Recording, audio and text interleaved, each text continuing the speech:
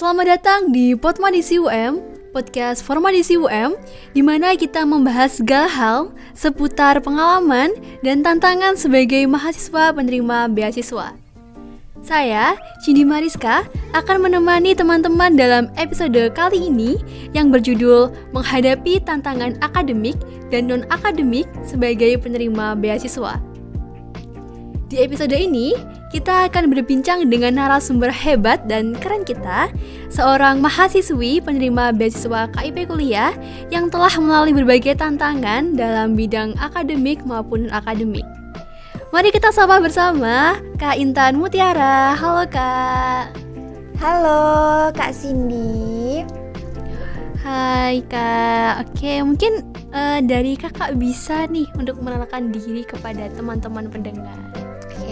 Ya, karena ada pepatah, karena kalau tak kenal maka tak sayang. Oke, baiklah, aku akan memperkenalkan diriku ya. Halo teman-teman dari Podmadisi UM atau podcast Formadisi UM. Di sini aku izin memperkenalkan diri ya. Nama lengkapku Intan Mutiara atau bisa disapa dengan Ara. Aku mahasiswi S1 Pendidikan Guru Pendidikan Anak Usia Dini Universitas Negeri Malang, Angkatan 2021. Aku berasal dari Palembang, Sumatera Selatan. Wow, jauh banget nih gak sih teman-teman? Lintas pulau nih kakaknya. Sebagai penerima beasiswa nih Kak, mungkin ada semacam ekspektasi tinggi gitu yang diberikan atau dibebankan ke Kak Ara. Banyak ya tentunya kalau ekspektasi, karena di sini kita sebagai predikatnya mahasiswa beasiswa gitu, yang harus punya kayak timbal balik gitu dengan apa yang sudah kita terima gitu. Di sini aku memperkenalkan, aku tuh salah satu mahasiswa penerima beasiswa KIP Kuliah angkatan 2021. Nah, di sini kalau tantangannya ini sebagai mahasiswa penerima KIP Kuliah di Universitas Negeri Malang itu, khususnya di KIP Kuliah itu tadi apa aja sih gitu? Banyak sekali. Bahkan beberapa aturan itu sudah kita dapatkan ketika kita pertama kali ditetapkan sebagai mahasiswa penerima KIP Kuliah. Nah, salah satunya nih, kalau kita sebagai penerima beasiswa KIP Kuliah, kita itu nggak boleh memiliki IPK di bawah 2,75 selama 2 semester berturut-turut. Nah, itu salah satunya tantangan di bidang akademiknya. Kita nggak boleh IPK-nya di bawah 2,75 gitu. Terus tantangan selanjutnya apa? Kita harus berprestasi. Bahkan di beberapa fakultas itu kayak mewajibkan kita sebagai penerima KIP Kuliah itu wajib ikut PKM. Dan banyak sudah teman-teman KIP Kuliah yang bahkan sudah lolos PIMNAS dan mendapatkan medali perak, perunggu, bahkan ada juga yang mendapatkan medali emas. Nah, itu salah satu tantangan di bidang akademik yang harus kita lakukan gitu sebagai mahasiswa penerima KIP Kuliah di Universitas Negeri Malang. Wow, oke, keren banget nih Kak. Kalau misalkan nih Kak, tantangan akademiknya kan seperti itu ya. Lalu gimana menurut Kak Ara dalam tips untuk belajar itu lebih efektif lagi, apalagi sebagai mahasiswa penerima KIPK? Oke, kalau misalnya ya efektif, berarti kan efektif itu harus yang punya hasil kan nantinya di efektivitas itu sendiri. Nah, mungkin ada banyak cara yang mungkin bisa membuat kalian tuh efektif di setiap harinya, baik dalam berprestasi dan sebagainya. Pun aku juga punya cara efektivitasku sendiri untuk mempertahankan prestasi untuk tuntutan itu sendiri gitu kan. Kalau aku sendiri ya, di perkuliahan ini aku punya jam-jam produktivitas sendiri kayak gitu. Jadi misalnya di hari dimana aku ingin berproduktivitas lebih, aku harus mempersiapkan produktivitasku ketika aku mengawali hariku. Misalnya di pagi hari ya, setelah kita sudah menunaikan kewajiban kita sebagai umat muslim ya, karena aku muslim. Nah, di situ aku langsung memulai aktivitasku untuk produktif. Maka aku akan produktif dari pagi hingga malam hari. Namun apabila aku tidak berproduktif di pagi hari, otomatis sampai malam pun aku tidak berproduktif. Ya, manusia biasa lah ya, bermalas-malasan itu pasti ada. Tapi di aku sendiri, kalau aku menekankan aku harus produktif nih untuk menyeimbangkan kemampuan bidang akademikku agar lebih baik misalnya. Nah, aku harus produktif dari pagi hingga ke malam hari, entah itu nanti di jeda makan, di jeda ngemil, atau di jeda baca novel. Itu kayak harus produktif dari pagi. Itu lebih efisien, apa efektif menurutku gitu. Berarti semuanya tuh dimulai dari gimana kita menjalani hari pada awalnya. Gitu. Morning personnya tuh gimana? Iya, gitu. Kalau paginya itu kita udah berantakan, sampai malam pun ya bakal kita berantakan sih kalau aku gitu. Jadi harus benar-benar dipersiapkan. Kamu besok mau ngapain? Tujuanmu dari pagi kamu mulainya tuh mau ngapain gitu. Jadi kayak harus ada rundownnya lah ibaratnya. Dari pagi sampai malam itu aku besok harus ngapain, apa yang harus aku bahas dan lain sebagainya. Itu kayak harus aku persiapkan dari malamnya, itu harus aku persiapkan. Besok aku mau produktif nih gitu. Jadi kayak udah terjadwal kalau aku sendiri. Oke, karena tadi kita udah bahas nih Kak tantangan dalam bidang akademiknya. Tentu pasti ada juga nih Kak tantangan dalam bidang non akademiknya. Misalkan mungkin dari Kak Ara tuh gimana sih caranya untuk beradaptasi dengan kehidupan sosial Kak Ara, terus manajemen stresnya Kak Ara, dan juga gimana cara Kak Ara tuh dalam menjaga kesehatan mental, karena isu kesehatan mental kan sangat populer gitu di kalangan mahasiswa. Kalau untuk itu ya, pastinya ya agak sulit ya gitu. Karena aku tuh termasuk dari jauh. Dan waktu itu aku tuh dari satu sekolah itu cuma 2 orang. Jadi aku sama temanku gitu. Dan otomatis kita itu harus survive-nya lebih. Kehidupan kampus tuh seperti apa. Dan kadang itu kendalanya di situ gitu.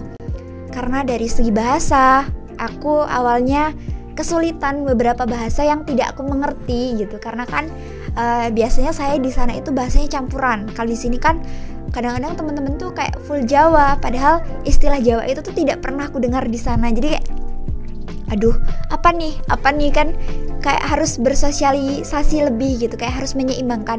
Oh, berarti seperti ini. Dan dulu aku pernah loh kayak awal-awal bersosialisasi itu melakukan kesalahan. Kesalahannya tuh apa? Kayak gini. Di sana, kalau aku kan juga Jawa ya, di sana itu kalau ke orang tua itu sampean itu sudah sangat menghormati gitu ya. Tapi ternyata di sini kalau untuk orang yang lebih tua itu nggak boleh, harus jenengan gitu kan. Nah itu kayak awal-awal aku sulit bersosialisasi. Banyak hal yang di sana itu udah standar penghormatan, tapi di sini tuh masih kurang gitu. Jadi kayak harus survive lagi. Oh ternyata gini ya tatanyanya di sini. Oh ternyata gini ya gitu.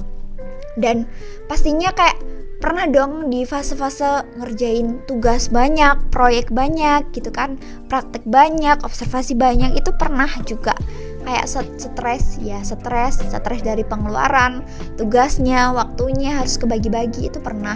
Dan caraku tuh healing sih, cara menanggapi stresnya itu healing dulu, makan es krim, senengin diri dulu. Karena kalau aku stres itu kalau nggak disuntik dengan hal-hal yang membahagiakan diriku tuh makin stres gitu. Biasanya kalau aku stres atau aku capek gitu, aku nangis dulu, tidak mau keluar, kayak menyudahi atau memberhentikan dulu sosialisasiku dengan orang lain gitu. Karena kadang emosi atau keadaan marahnya tidak baik-baik sajanya orang lain itu bisa menyakiti orang lain juga di sekitarnya gitu. Dan aku menyadari kekuranganku itu akhirnya ketika aku stres dan lain sebagainya tuh kayak aku diem dulu, kayak sebenarnya tuh aku kenapa gitu. Kalau aku sudah tahu jawabannya, oh aku capek nih, aku butuh suntikan semangat. Misalnya kalau misalnya waktu itu hanya punya waktu istirahat 1 hari atau beberapa hari aja, itu kayak aku beli sesuatu yang bisa menyenangkan diriku, misalnya coklat, es krim kayak gitu. Kalau misalnya ada waktu banyak nih 1 minggu, pasti aku kayak ayo kita main yuk, ke alam yuk kayak gitu, merendam kaki kemana, ke pantai lah atau ke tempat-tempat yang sejuk. Nah itu bisa kayak mengurangi emosi kita. Terus kesehatan mental penting banget nih teman-teman. Kesehatan mental tuh juga pengaruhnya dari lingkungan sekitar, cara kita bersosialisasi. Kalau kita salah juga dari cara bersosialisasi, maka kesehatan mental kita itu juga akan terganggu. Contohnya gimana? Kalau kita berada di lingkungan yang toksik, banyak nuntut dan lain sebagainya, kita akan terbawa tertuntut gitu. Dan itu rasa stres dan capeknya tuh tambah. Nah itu kan ya oke lah baik ya untuk produktivitas, tapi untuk kesehatan mental juga nggak baik gitu. Terlalu menuntut diri sendiri. Kamu tahu kapasitas dirimu tapi kamu terlalu menuntut lebih kapasitas dirimu, itu kan juga mempengaruhi mental kita. Jadi kayak di sela-sela sosialku itu aku harus tetap mengedepankan diriku, karena kapanpun dan sampai kapanpun di antara banyaknya orang itu akan, kalau bahasa kerennya apa, come and go, nah yang datang dan pergi gitu. Tapi kalau diri kita sendiri sampai kapanpun, sampai kita dihisab gitu ya kita cuma sama diri kita sendiri gitu. Jadi kalau misalnya itu baik untuk kesehatan mentalmu, lakukan. Tapi kalau enggak ya jangan. Kayak hindari lingkungan sosial yang cukup berat buat kamu jalan. Jangan dipaksain gitu, karena itu pengaruhnya ke stres, kesehatan mental, dan akhirnya sosialnya berantakan. Berantakannya gimana? Kita akan ngurung diri. Oh ternyata orang-orang orang-orang jahat gitu ya. Padahal nggak semua orang tuh jahat, tapi karena kita stres, tertekan, dan mental kita itu rusak, akhirnya kita nganggap satu orang itu sama dengan orang yang lainnya gitu. Berarti kayak sebagai apa ya, kita tuh harus mengenal diri kita lebih dulu gitu ya Kak? Iya. Keren banget gak sih teman-teman, pemaparan yang sangat menarik dari Kak Ara. Oke, mungkin terima kasih banyak nih Kak atas penyampaiannya. Apa ada sedikit saran ataupun penyemangat gitu buat teman-teman nih Kak? Oke, ini bukan closing statement kan? Bukan, masih Kak. semangat atau saran buat teman-teman KIP kuliah. Nah, oke. Berhubung aku sudah hampir semester akhir ya teman-teman, tinggal 1 semester lagi, dan aku minta doanya kepada teman-teman, semoga teman-teman juga bantu support aku biar bisa menyelesaikan tanggunganku sebagaimana yang udah dibebankan di UM, harus selesai 8 semester. Ya doakan saja semoga aku survive untuk 8 semester itu.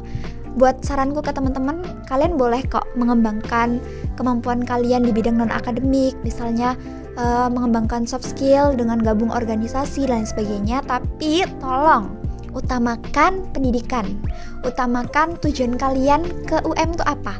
Kalau untuk akademik, tolong prioritaskan akademik. Sesibuk apapun, sebahagia apapun, sedekat kalian sesama satu divisi, mungkin ya satu departemen di ormawa-ormawa ataupun organisasi-organisasi lainnya, itu tolong fokuskan dengan niat awal teman-teman. Karena percuma kita banyak relasi, banyak hubungan sosial, tapi akademik kita juga berantakan. Tapi nggak baik juga kalau akademik kita itu nggak diselingi dengan sosialisasi juga, dengan bidang sosial yang kita cari teman lah ya, relasi, karena itu juga penting gitu buat kedepannya itu gimana gitu. Karena sekarang itu katanya kalau cari pekerjaan, kalau kita nggak terlalu kenal sama instansi yang bersangkutan atau senior kita nggak duluan ke situ, itu kayak sulit gitu. Karena orang itu mengenali kita dari awal ya. Lebih baik kayak selama kita kuliah ini sambil disepil-sepil lah, kita punya soft skill ini loh, dan ini loh gitu. Jadi itu akan membantu kita lebih survive kehidupan after kuliahnya itu gimana gitu. Dan harusnya berprestasi ya teman-teman. Kalian tahu sendiri rumornya anak KIP kuliah itu seperti apa. Kalau misalnya kalian tidak merasa itu menyalahi aturan, menyalahi kewajibannya kalian, itu lakukan. Tapi juga kalau misalnya itu terlihat kayak sudah melebihi batas normal menurut orang-orang, tolong disaring lagi. Sebagaimana kalian mahasiswa KIP kuliah, kalian harus lebih mengedepankan akademik dari segala hal yang ada di dalam diri kalian. Karena tetap pandangan orang-orang tentang mahasiswa KIP kuliah itu harus pinter gitu. Jadi ya imbangilah pinter kalian itu dengan apa. Yang penting pinter dulu gitu, untuk menyenangkan orang lain, negara, dan mungkin diri kalian sendiri. Karena dianggap pinter itu kayaknya enak ya kayak gitu. Padahal ya nggak pinter-pinter banget itu ya enak gitu. Kalau pinter itu pusing gitu rata-rata katanya sih orang pinter gitu. Jadi ya secukupnya aja. Sebagaimana kalian akan menata hidup kalian seperti apa, ya silahkan kerjakan selagi itu baik gitu. Oke, mungkin semoga ya apa yang disampaikan oleh Kak Ara itu bisa menjadi penyemangat juga bagi teman-teman semuanya. Terima kasih banyak Kak Ara atas penyampaiannya. Semoga apa yang disampaikan oleh Kak Ara dapat bermanfaat dan juga berguna bagi teman-teman pendengar semuanya. Amin, amin, amin. Oke, untuk teman-teman semuanya, jangan lupa untuk mendengarkan episode kami berikutnya di podcast UM selanjutnya. Sampai jumpa dan tetap semangat. Dadah.